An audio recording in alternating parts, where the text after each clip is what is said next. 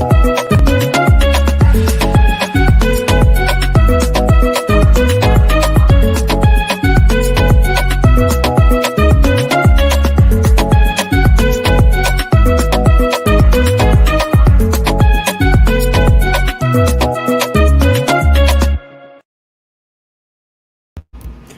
right. Hello, everyone, and welcome to another episode of the Represented series, our Fireside edition. Really excited to have you all here again, and super excited to welcome my next guest, Catalina. Catalina, welcome. Hello, Dana. Great to be here.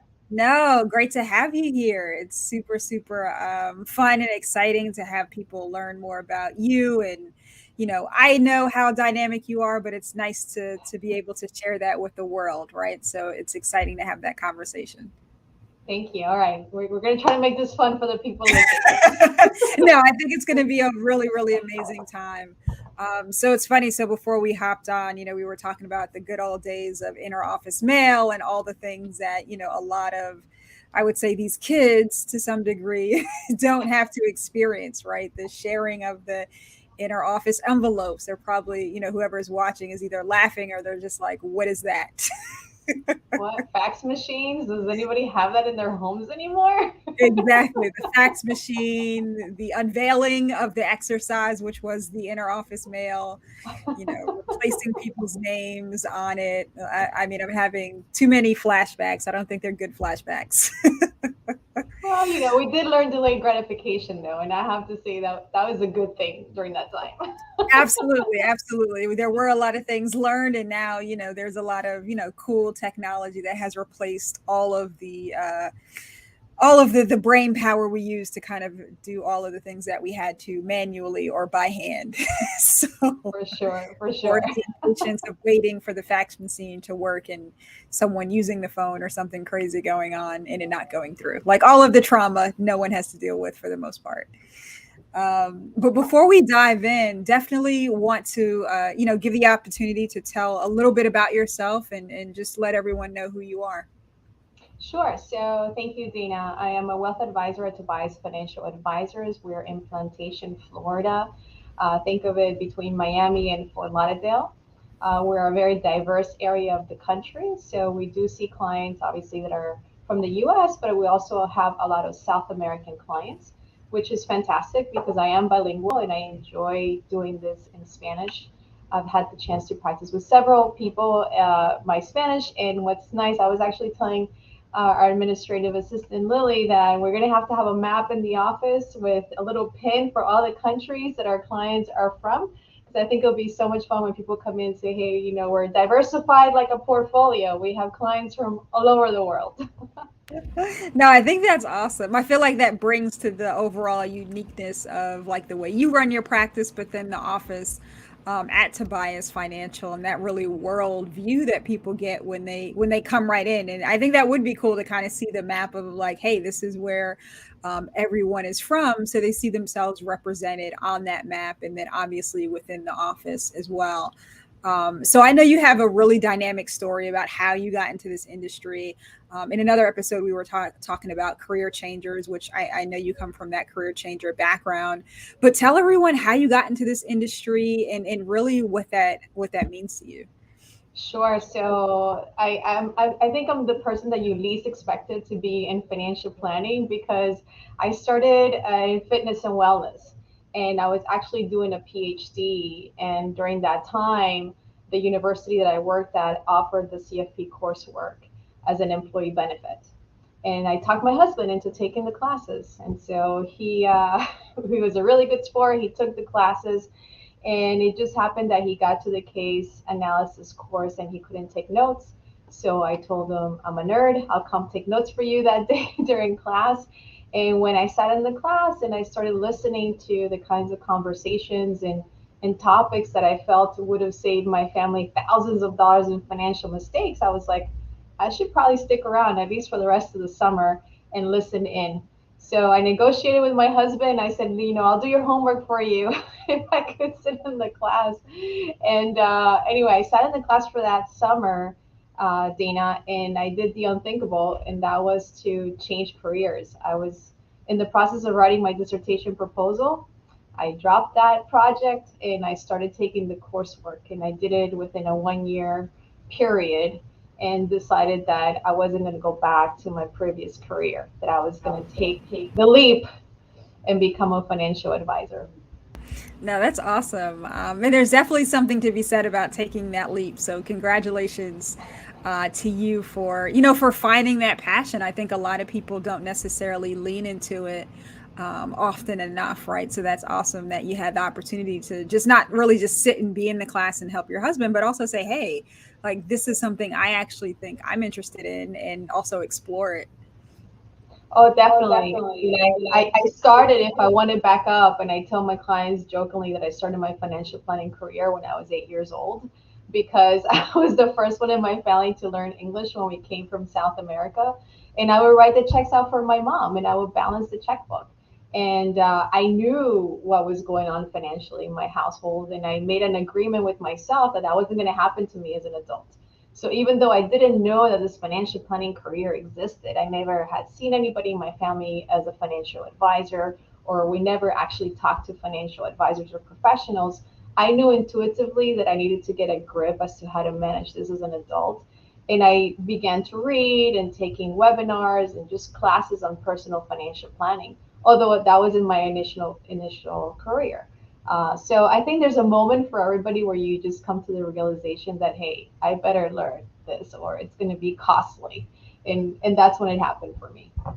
Oh yeah, and it can definitely be costly, unfortunately, right? I think we're kind of in that space of, relearning things that we've had to kind of learn over time with everything that's going in the world right now, and but then also from a financial perspective with gas and having to rebudget and groceries and really everything is obviously increased and going up, right? We're not hopefully seeing a window of relief here. So to your point about being prepared early and then continuing that journey is so important.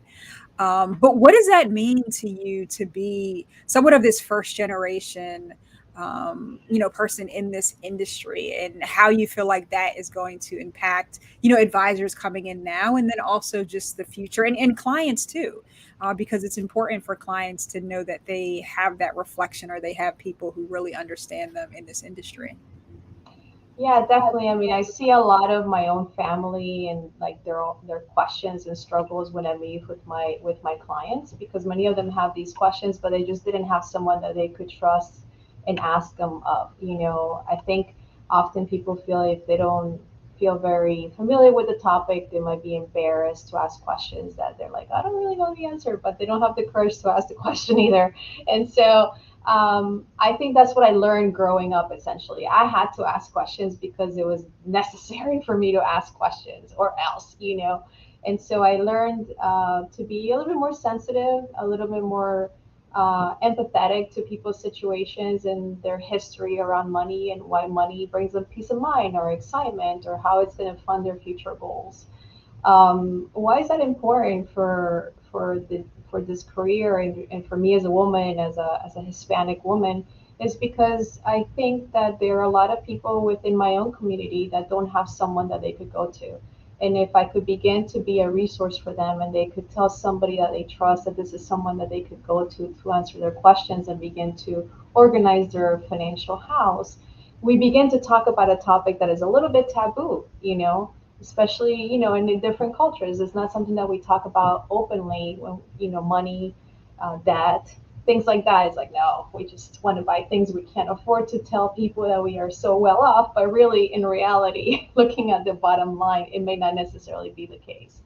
And so being able to relate to someone from a cultural perspective and use their language and understand the cultural references during a conversation is incredibly important. And I feel very fortunate that I can do that. And it just happens naturally. I mean, I've had clients tell me that they want me to be their advisor because they tell me, you understand my culture, Kat. I want you to be my advisor. And sometimes it would surprise me too. I'm like, there's no way they want me to be their advisor. They're probably with somebody else. And that hasn't been the case. So it's been a very interesting journey. But I do want to see more women in financial planning, more Hispanic women, women of color in our profession. I think it's critical, going forward, right? Because we have this opportunity to build up the next generation, educate them to make sound decisions, informed decisions, not just survival decisions, like I'm thinking about today, not long term. Oh yeah, absolutely. And so many things to really unpack there, especially around, yeah, what it means to champion other people and people feeling like there's someone across the table that not only might look like them, but really just understand and just come from an empathetic lens, right? It's not always about, hey, this person looks like me, but sometimes it's also about the empathetic part and the caring that kind of comes with that as well, where you feel like you can just kind of show up and be you, right? Be your full self. And I think, obviously people feel comfortable enough with you to do that, which is like half the battle in this business. It's not always, the hard stuff. It's the softer skills that, people tend to kind of look over a lot of times that are just so critical to building and being in business.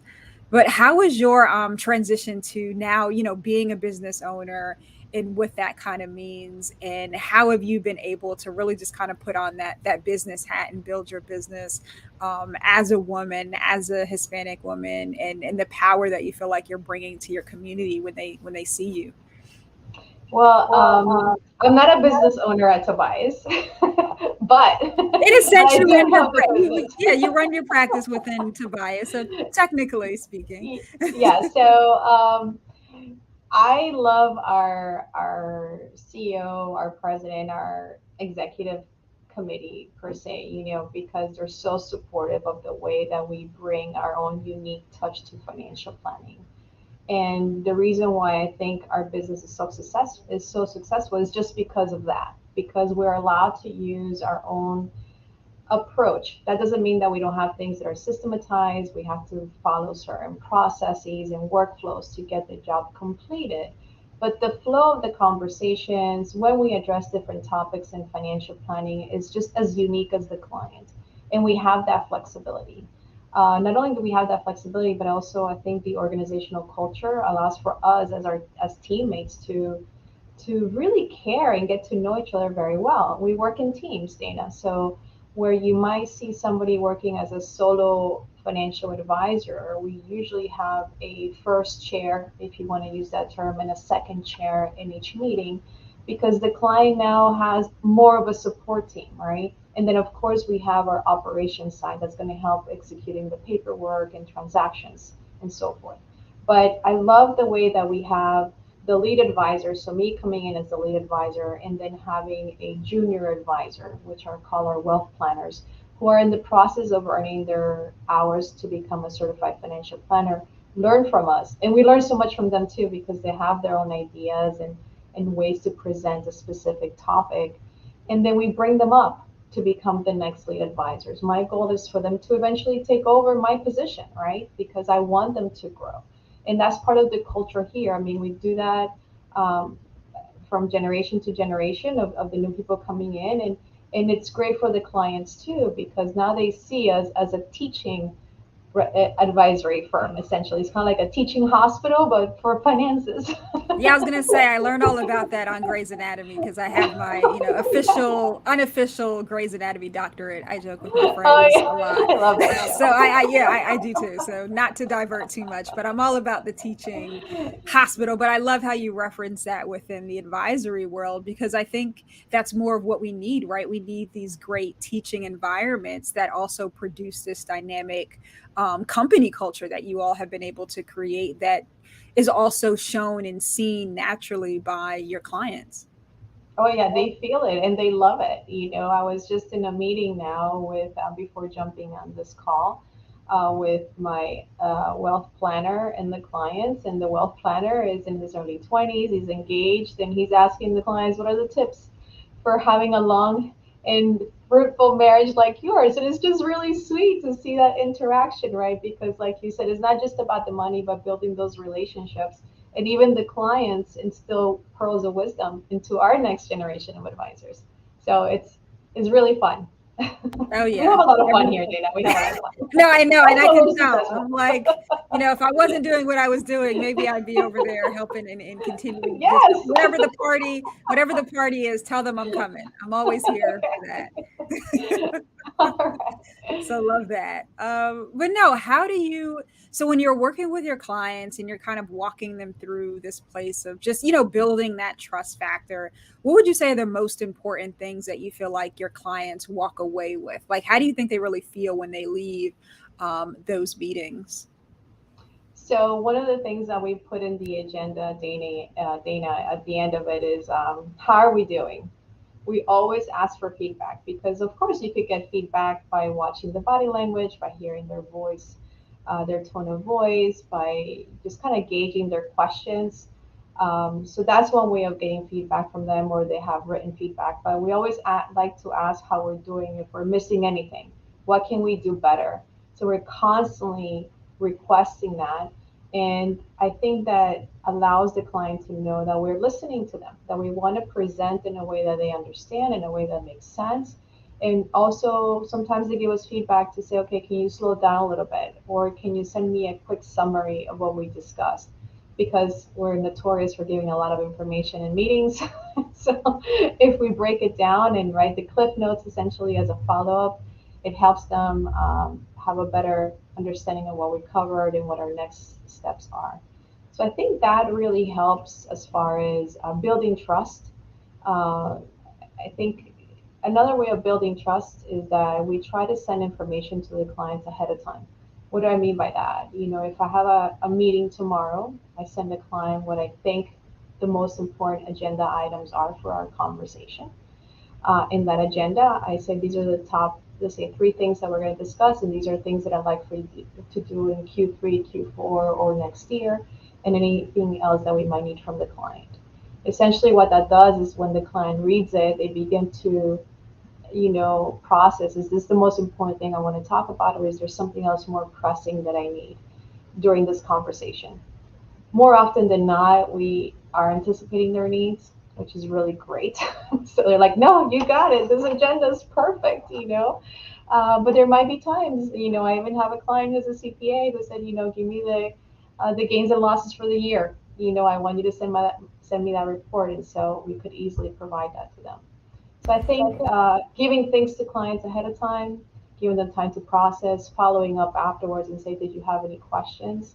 And then making sure that what we said we're going to do, we do in a timely manner. You're making deposits, right, of trust every time. It's kind of like that book, The 7 Habits of Highly Effective People, which I was you I was literally recommended. getting ready to say that. I was like, I know where you're going. I was like, I know what that's from. Yes, yes. And it's so true. It's so true. It is. It's very true because that's how you build it over time, and that trust in being able to have that open communication, that safe space when they know that they know what they're getting when they come in the door. And every time it's the same thing. And you get to also build in that routine and that habit, which I'm sure transfers into how they start to just, manage their money or think about their money and their time. And is probably an overall benefit to not just them, but also to you all as you're running your practice, and then ultimately as a firm and as a business within Tobias.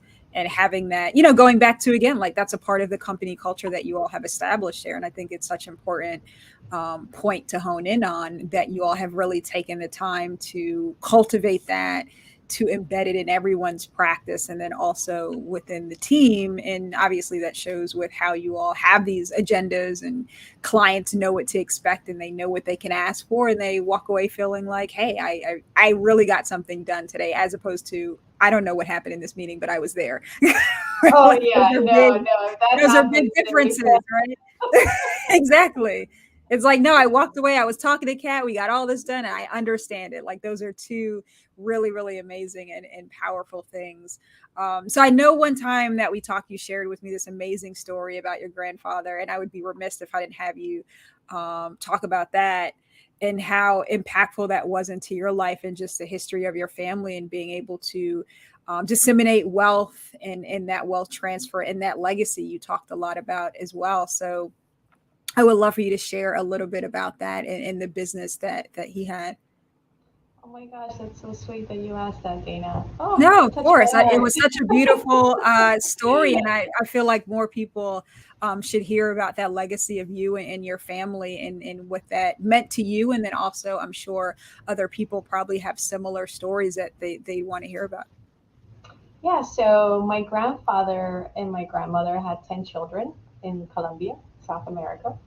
And my grandfather was owned a jewelry store in Colombia, and he knew that eventually he wanted to move his family to the United States, and so he was the first one to come to the U.S. He was in the U.S. for about 5 years before he could bring his wife, my grandmother, and the minor children. And that part right there is super remarkable because, like many other immigrant families, that maybe one person is first comes to the U.S., there's a lot of work they need to do to send money back to the household, to begin the paperwork, to bring your family over. I mean, it's thousands of dollars to do all of this. And then you have to deal with the separation, you're not with your family. So that's got to be really, really hard.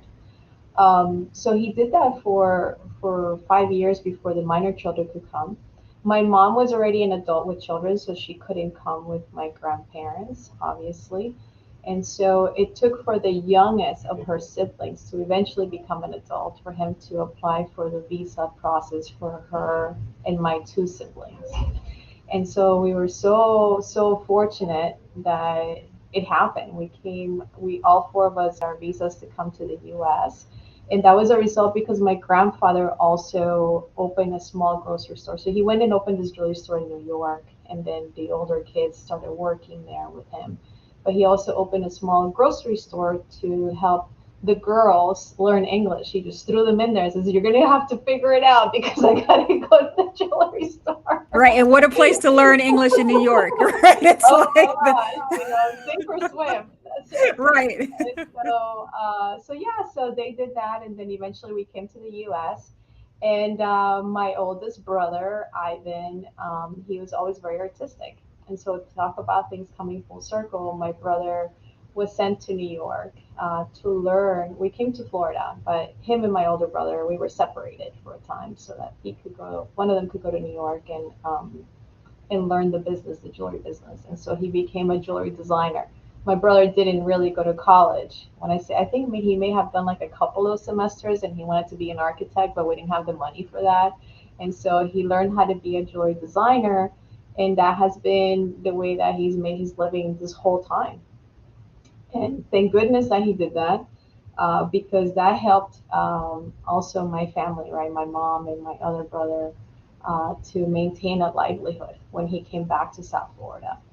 Without my older brother, I mean, he saved our life financially, but then going back to my grandfather who took that risk to come to the US and do that. I mean, we have so many people, we could think of family members that have done that, maybe a couple of generations back. And it's really a remarkable feat, I would say.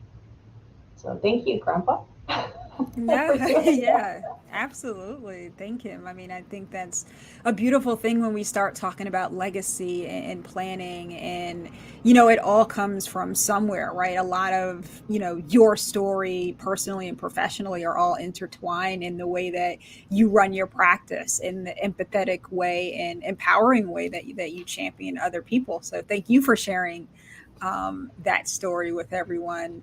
And how important, or obviously this is extremely important when we're talking about legacy building, but how important is that conversation to your clients, and how do you really help them understand how legacy is truly important and impactful as they start to really think about their finances, whether they're just kind of trying to get started and trying to understand, or they're in a place of like, hey, I want to make sure I'm doing all the things that so that I'm leaving a sound legacy, or I'm just continuing the legacy while I'm here. I have found that the majority of the clients are thinking about multi generational wealth transfer.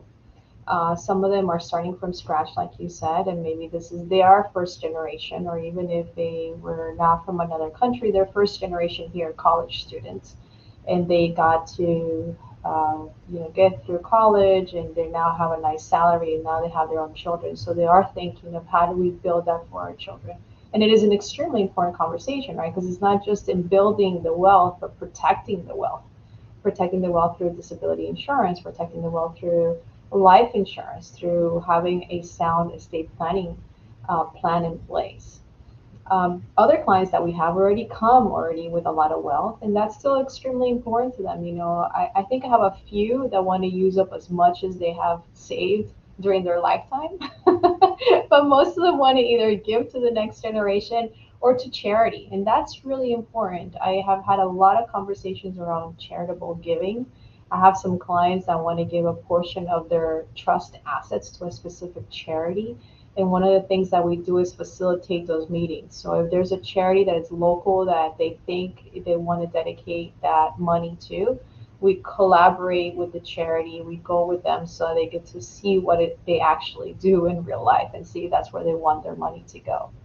And then, of course, thinking about what assets would be allocated towards that. Is that going to be just as part of a required minimum distribution from your qualified plans? What do I mean by that? Your IRA or your 401k at some point past the age of 72? Do we put a portion of that towards charity and then the other portion is for you to live on? Those are conversations we're having with clients very, very often. And I think that if we don't have conversations around charity, we're missing out. I actually read a survey about how important it is and how often clients will not keep you as their advisor if you don't talk about charitable giving. And so I think that's incredibly important. Plus, it elevates the conversation to another place. It just the mood in the room also changes, when you're talking about charitable giving, and it just brings out something that is really important to that person that you want to get to know more about and support, right? If we could do it as a firm and support them and their charity of choice, we want to do that, elevate them as well. So it's not just me, Kat, the advisor, is the whole Tobias team. What can we do to help you meet that specific goal? And then the next generation, Dana, one of the things that we do, we're very conscientious about, is that even though many clients will come and it's just them, let's say husband, wife, or, let's say just one family unit, their children also can become part of financial planning client, right? Because eventually they're going to have their first job. They have to select employee benefits. They may have to buy their own home one day. I mean, we've seen the next generation grow up, and that's also part of the legacy. It could be that maybe that family is not going to leave millions of dollars to that next generation, but they were able to provide them with the guidance of a financial advisor that could help them make those decisions at those critical points in their life. Yeah, which is so important, especially around, we probably don't have enough conversations around charitable giving and the other things that people like to do. And I love the fact that you talked about how you actually help them through this process. Like maybe there's, you're talking to them about things that they like, but then you also all as a team are very aware of different charities that are in the local area that they might be interested in supporting, and not only just kind of showing them a list, but making time to actually say, hey, like, let's go visit this and see if it's even something that you're interested in. Like those are things that are just very step above of what you might expect, right? Where it's just like, okay, well, here's a list and you pick one, right? It's like, no, let's actually help you walk through this process so you don't feel alone and unsure about how to really move forward in that. Right, and how to evaluate it. So I think Hmm. that right there, Dana, makes a big difference in talking about taking a step above. I feel like we do that for our clients all the time. I think that's what the biggest differentiator between us and many other advisors. I mean, there's a lot of really good advisors. We're not the only ones, although I am biased, but we're not the only ones, okay? There's Of someone course, for no. everyone. Tell everyone how amazing you are. This is what this is for. But we do go above and beyond because just think of it. It's like going to the doctor for the first time and you don't know what questions to ask, right? But if you have somebody who's an expert in the right questions to ask, you want them to come with you. Like, okay, I have no clue what they're saying. Can you translate for me? So that's what we're trying to do from that space, also from estate planning, right? You were talking about legacy and so forth. I mean, often we go to a meeting with a client with their estate planning attorney because we understand the client much better. We've seen the entire financial picture, and so we're also able to help the estate planning attorney speed up the process just because we already know what it is that's most important to the client.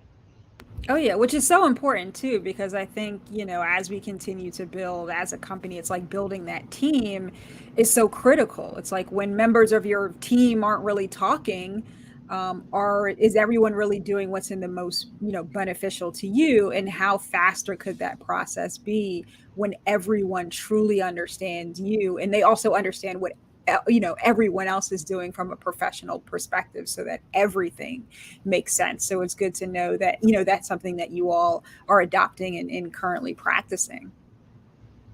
Absolutely. Awesome. Well, yeah, I think that part of it is so important and so critical for that next generation who really needs all of the arms wrapped around them, right? They need that complete hugging of people, of financial professionals. So before we hop off, what would you say are like the top, three things people should be thinking about now? Just given the space that we're in, and there's a lot of uncertainty going on, but what are your top three things? Well, the first thing I would say is continue investing. And if you're not investing, this is a great time to start. I know it seems counterintuitive, but this is where wealth is built, essentially, right? I was joking with one of our clients earlier today, saying everybody likes to go shopping at a store when the things are discounted, but they hate to go into the stock market when funds, stocks are discounted. I don't understand that, right? So it's kind of changing the way that we view buying into the market and saying and looking forward to some of those down positions, those down markets as opportunities. Of course, you have to have a good foundation and you have to have an understanding as to why you're doing this and which accounts are you putting money into. Not only are you buying more at a lower cost, but it's also a yield as far as tax savings, right? I was telling one of my clients who was deciding whether he ups his 401k or pays like a 3% debt off. I'm like, well, you're in the 24% tax bracket. It's going to lower your taxes by 24%. I don't want you to take cash after your paycheck to pay this off when you could max out your 401k. So just kind of making sense of those things. So continue to invest, my friends. Looking at your employee benefits, I think that's extremely important. I was telling you before that we like to, not during our chat right now, but maybe in another conversation, is that we hope for the worst. We hope for the best, but we plan for the worst. Okay, so this could be one of those worst case scenarios, right, where anything can happen. But if you have your life insurance in place, you have your disability insurance in place, you have your emergency fund, you have things that are that foundation. Make sure those things are front and center for you, because this is when people get scared, right? And this is when you need those things to kick in just in case something happens. So I would say make sure you review those employee benefits. And then the other thing I would say, not just during this time, but always, is to be on top of your taxes. Have a tax professional that you could talk to, or a financial advisor that is tax savvy enough to give you the feedback and encouragement as to what accounts you should be funding. Because even though the markets are not doing well, and I just said invest, you could still continue to get discounts from a tax perspective that are there for the taking if you're able to reallocate your funds correctly. So those would be my top three. Maybe I gave Awesome. more. Maybe I kept No, counting. no, that was Oh gosh. awesome. And I'm sure extremely, extremely helpful for a lot of people just to have like, hey, these are some quick things that you should do and at least be thinking about during this time. And to your point, right? This is the time when the market to some degree is on sale, right? And I think sometimes we get caught up in all the things that we see in the news and social media and we get scared and we run, right? That's always our thing, to run away. But in reality, like, this is the time, to your point, that you go to the mall, right? You go to the mall when there's discounts, you go to the box sales, which as a kid I love to go in, but then that one summer I worked at Express, I was extremely upset by the amount of people that would just throw the clothes all over the place for no reason. But that's a separate level of trauma from discounted sales experience. So for all those who are out there, I understand that meant that part of it. But no, I mean, seriously, this is an extremely important time to really think about all the things that you mentioned there. And the last question I have for you before we hop off, What brings you joy at the end of the day? What truly makes you happy about this business and just in general? Well, in general, I always say I'm always a pretty happy person, when I think about my family and the fact that we're here and I could have a job and I have my health. I mean, maybe, my standard is too low. I don't know, but I feel very happy. I'm like, wow, I get to do this. I mean, how blessed am I? I really feel very blessed 99% of the time. What brings me joy in my job is talking to people and getting to know them and getting to know what's important to them. That is my favorite time of the day is when I can talk to individuals and actually less talking and more listening. I'm doing a lot of talking during this podcast, but I do a lot of listening. And it's amazing how many people really want to talk about finances and their fears and their hopes and their aspirations if we just open up that space and listen. And I think I afford that opportunity to our clients, and it's very, very rewarding. Awesome. Well, I don't think, I think that's a perfect way to end is just to listen more, and to just be happy and really love what you do, which you obviously do. And it's amazing and such a wonderful thing when you can wake up and just find something that you're truly in love with and so deeply passionate about. So, Kat, thank you so much for coming on the Represented series again and having this fireside chat with me. Absolutely love you being able to showcase and tell more about your story and what you Thank do. you. And I'm sure a lot of people have learned a lot more about you during this talk. So thanks again for coming on, and tell people where they can find you. So you could go to tobiasfinancialadvisors.com. You can find me on LinkedIn. You have my name there. It's a really long name, but you can find me. I don't really do a lot of social media, Dana. This would be like you'd be telling me, Kai, you need to do this and that. I'm like, I'm on Facebook. I think I adopted Facebook like 3 years ago because I was told I had to. I was like, oh my gosh, I'm so late to the party. You can find me on Peloton, Scooby's Mom One. There you There go. you It's the go. little button. You can follow me That's the important one. on the Follow. bike. Make sure you follow Kat on Peloton, and also check out obviously her at Tobias Financial Advisor. So thank you so much for coming on again, Kat, and for everyone watching. Make sure you tune in to some more episodes of the Represented series. Both our fireside and our educational content is up at your disposal. So thanks again, Kat. Have a wonderful day, and everyone, we Thank will you. see you all soon. Take All care. right. Thank you so much. Bye bye.